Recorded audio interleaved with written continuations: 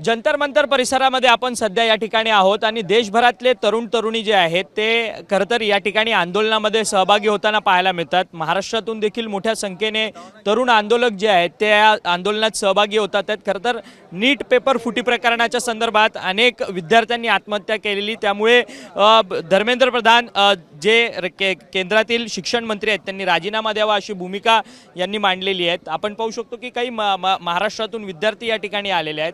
तुमचं नाव काय आणि गेल्या किती दिवसांपासून या आंदोलनामध्ये तुम्ही सहभागी आहात? माझं नाव रोहन सावंत। मी गेले 2 दिवस झाले इथं आलोय। मी सांगलीच आहे, महाराष्ट्र सांगली। परंतु या आंदोलनामध्ये सहभागी होण्याचं मुख्य कारण काय तुमचं? ज्या लोकांना त्रास व्हायला, एवढे पोरांना त्रास व्हायला म्हटलं आम्हाला राहावंसं वाटलं नाही, त्यामुळे आम्ही आलो इकडं। तुम्ही स्वतः काही विद्यार्थी आहात, तुम्ही शिक्षण घेतायत का? हो, शिक्षण घेतोय मी। परंतु तुमच्या नीट पेपर फुटी प्रकरणावरतून फार मोठा परिणाम आपल्याला भोगावा लागला। त्याचे धागेदोरे पण आपल्या महाराष्ट्रातच सापडलेले, मोठ्या गावकऱ्यांना अटक सुद्धा झालेली होती। या सगळ्या गोष्टीला कसं पाहता? हो, बघितलेलं सगळं आम्ही बघितलंय, म्हणून तर इथं आता आम्ही 2-3 जण आलोय। जास्त तर महाराष्ट्रातले कोण आलेच नाहीत, कारण कुणाला जास्त हे असं गरज वाटल्यासारखं वाटतच नाही कुणाला।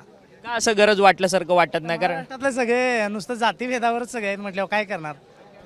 जातीभेदावरती भेदातच अडकल्यात होते, त्यामुळे काय हे नाही, म्हणजे हे त्या जातीचं आहे ती त्या जाती, त्यामुळे कोण येत नाही ते जास्तीत जास्त आलाय मराठी माणूस किती, आम्ही तर होतो 6 जणच होतो, जास्त दुसरं कोण आता एवढं ट्रेन आलो, एक सुद्धा मराठी भेटला नाही आम्हाला। एवढ्या लांब कोण येणार सांगा की? कामधंदा करू देत, त्यांचं सगळं बघू। एक मराठी तरुण या ठिकाणी आंदोलनाचं नेतृत्व करतो, अभिजित दिपके। हो, ते आहे म्हणून तर आम्ही आलोय ना मराठी, त्यामुळे काय जास्त कोण येतच नाही, त्यामुळे आम्ही काय कुठल्या लोकांचा विचार केला नाही। मराठी आम्हाला किती, आता मी घरात सांगतो, घरात कोणालाही माहीत नाही, माझा मोबाईल 3 दिवस झाला स्विच ऑफ आहे। घरातल्यांना वाटतंय मी असं कुठेतरी पळून गेलोय का काय। आता याला, हा माझा दोस्त, याला तर एवढं फोन आल्यात, पण मी फोनच उचलला नाही, कारण काय सांगू, घरातले म्हणतात की डायरेक्ट असं काय करायला आलायस तू म्हणतात। मी काय सांगितलं नाही। कालच्या आंदोलनात सहभागी होता का? संसद मार्च मी जसं भांडण बघितलं, जसं मुलांना लागलेलं रक्त बघितलं, त्याच्यामुळे आम्ही तिथून बाहेरच आलो। मग आम्ही सोडलं, महाराष्ट्र सोडून इकडे झालो आम्ही। तुझं नाव काय? तू कुठून आलायस? माझं नाव मनमोहन घासे आहे। मी पुण्याला जॉब करतो, मी सध्या पुण्यावरून डायरेक्ट आलेलो आहे। मी इथे एकटाच आलो होतो, पण यांना जसं मिळालं नाही, पण मला प्रत्येक ठिकाणी 10-15 मिलं मिळालीच। हा पण एकटाच आला, हा पण मला मिळाला होता। तसं एक लेडीज पण आल्या होत्या, बरेचसे पोरं आलेले आहेत महाराष्ट्रामधनं। परंतु तुमचं येण्याचं कारण काय मुख्य इकडे? तुम्हाला काही या सगळ्या संदर्भात तुम्हाला त्रास सहन वगैरे करावा लागला का? कारण की शिक्षण यंत्रणा जी आहे ती कमकुवत झाली आहे अशा इथच्या विद्यार्थ्यांना। त्रास म्हणजे मी जे माझं एज्युकेशन केलेलं आहे ते मी स्वतः एज्युकेशन लोन काढून केलेलं आहे माझं तर, त्यामुळे एज्युकेशनची गरज किती आहे ते मला माहिती आहे। माझा भाऊ पण जॉब आणि एज्युकेशन दोन्ही पण सोबत करतो आहे, तो सोबत करतो, जॉब आणि एज्युकेशन दोन्ही सोबत करतो आहे।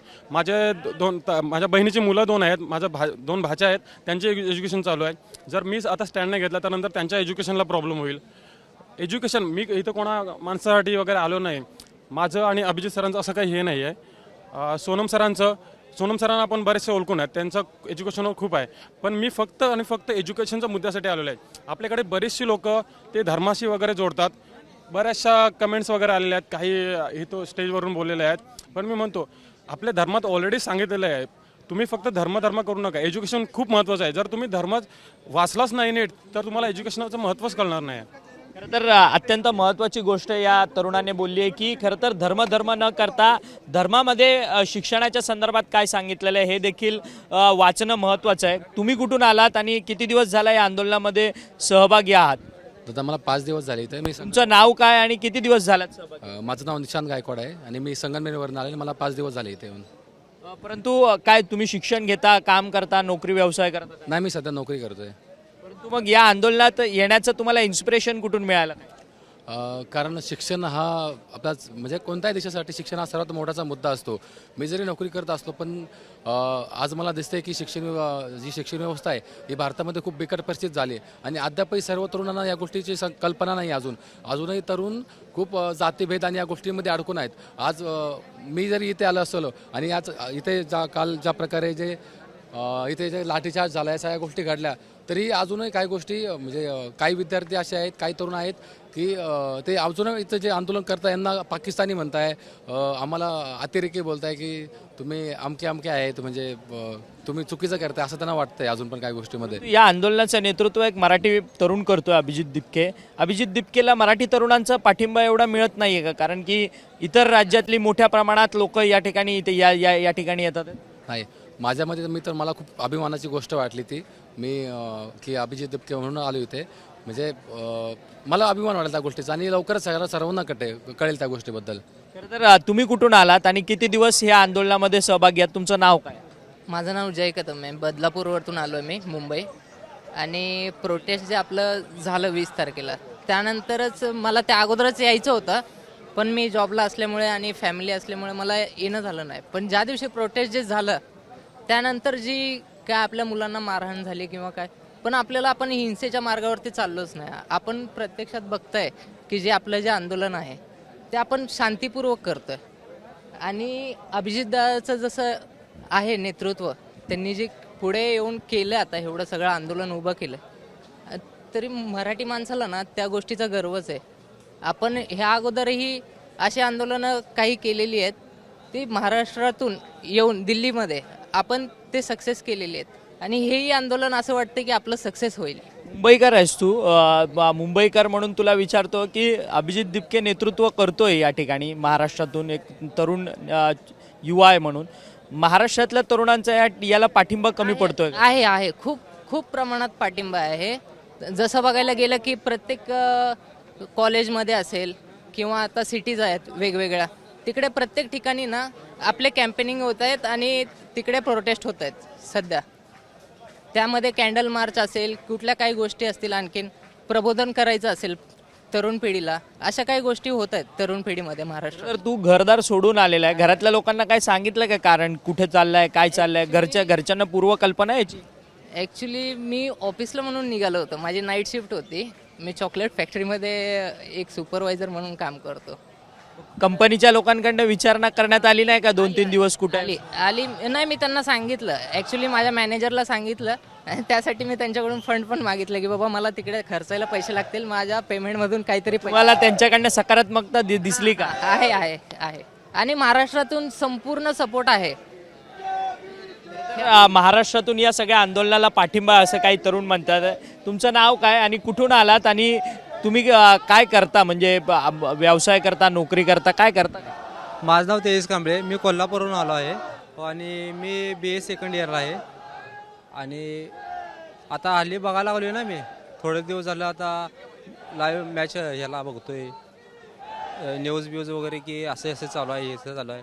मी मित्राला फोन केला माझ्या की जाऊन येऊया, तर थोडं बघून येऊया, वाटलं थोडं आंदोलन करून यावं, कारण आपला महाराष्ट्राचा पोरगा ते अभिजित दिपके इथे आहे ना, त्यामुळे तर आम्ही आता आलो. 2 दिवस झाले सल्ले किती आहेत. कोल्हापुरात काय वातावरण आहे सध्या या सगळ्या आंदोलनाला घेऊन? मुंबई, पुणे या ठिकाणी आपण बघतोय की लोक जमतात आहेत, विद्यार्थी जमतात आहेत आणि या सगळ्या शिक्षण प्रणाली यंत्रणेचा किंवा धर्मेंद्र प्रधानांच्या राजीनाम्याची मागणी करतायत नीट पेपर फुटी प्रकरणावरतून.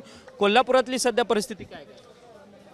एवढी काय बघता येईल नाही, मी बघितलो नाही माहिती, तर थोडे आता इंस्टावर वगैरे मी बघितलो आणि आलो सरळ इथे. काय घरच्यांना सांगून आलात का तुम्ही आंदोलनाला? घरी कोणाला काय सांगितलं नाही, सांगितलं की असं चाललोय फिरायला आणि आलो इकडे. काय संपर्क वगैरे साधला की नाही घरच्यांनी तुम्ही?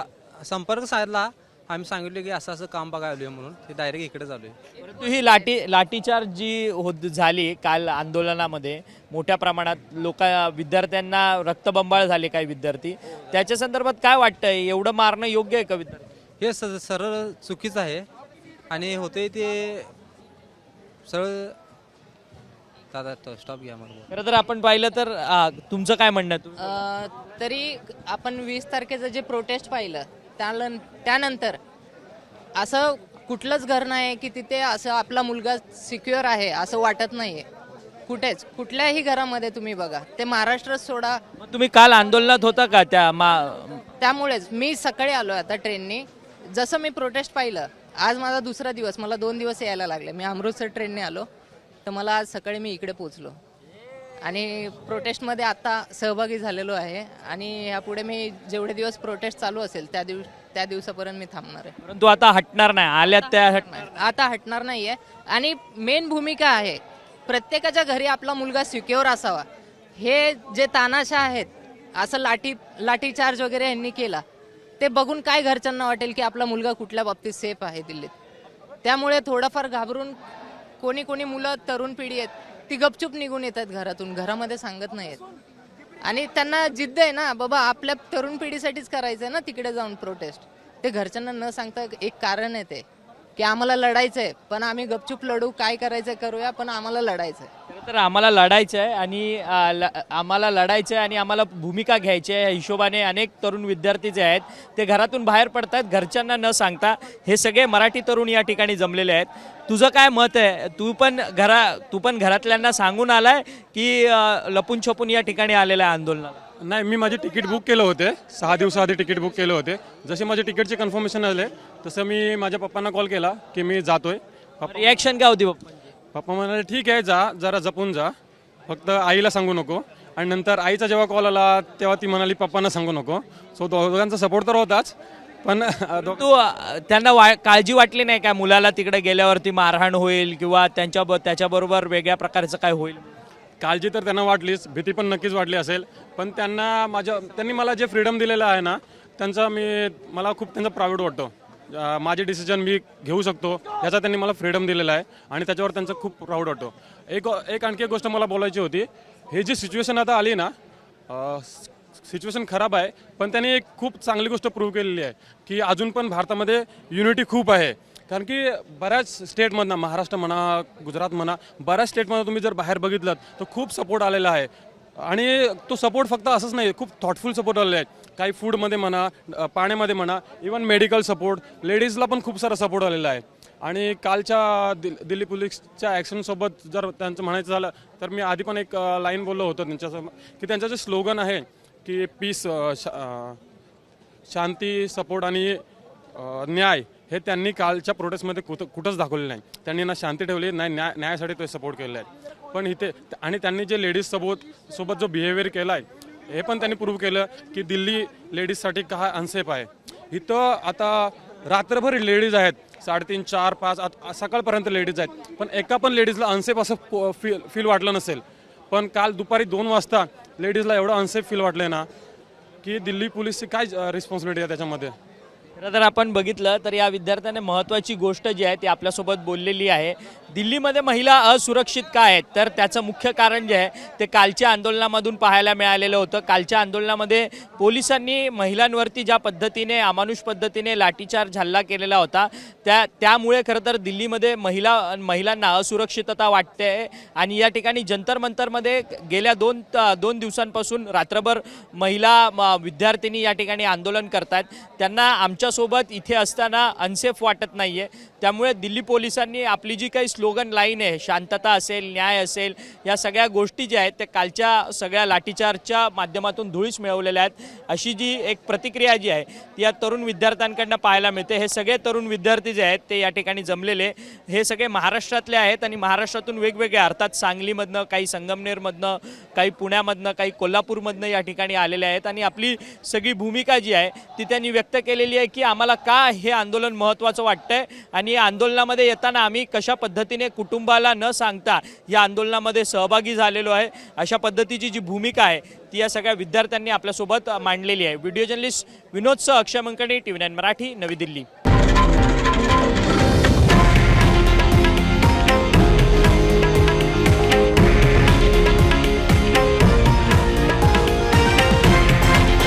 हे आहे देशातील नंबर 1 न्यूज नेटवर्क आणि आपण पाहत आहात TV9 मराठी, एकमेव.